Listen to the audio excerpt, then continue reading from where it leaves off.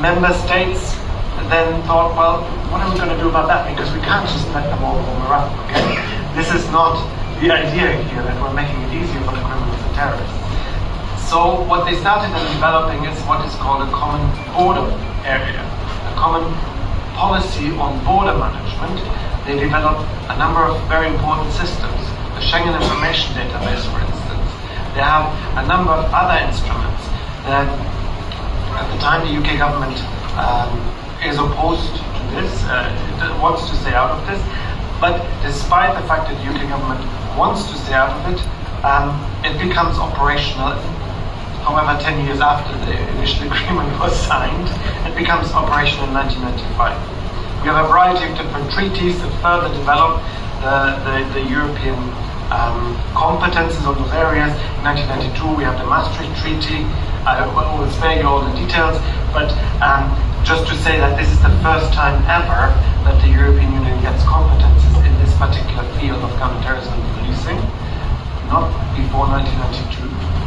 In 1997 these competences are actually rectified, because from 1992 until 1997 the competences didn't matter very much because there weren't really great competence to begin with.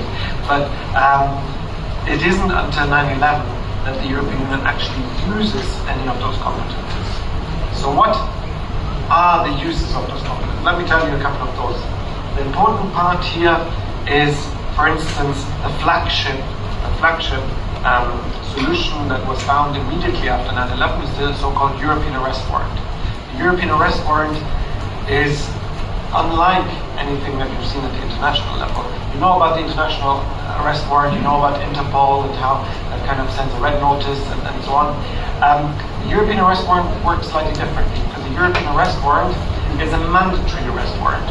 A mandatory arrest warrant where individual member states cannot refuse to execute that arrest warrant.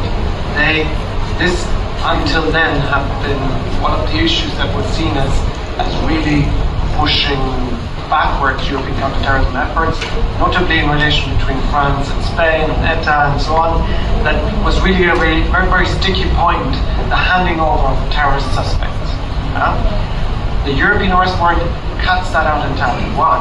Because extradition, the way it usually works, is that you have the justice system that goes through the diplomatic system, that then communicates with the diplomatic system in the next country, and that diplomatic system then communicates then with the justice system in that country. So you have the entire echelon of diplomacy involved in international extradition.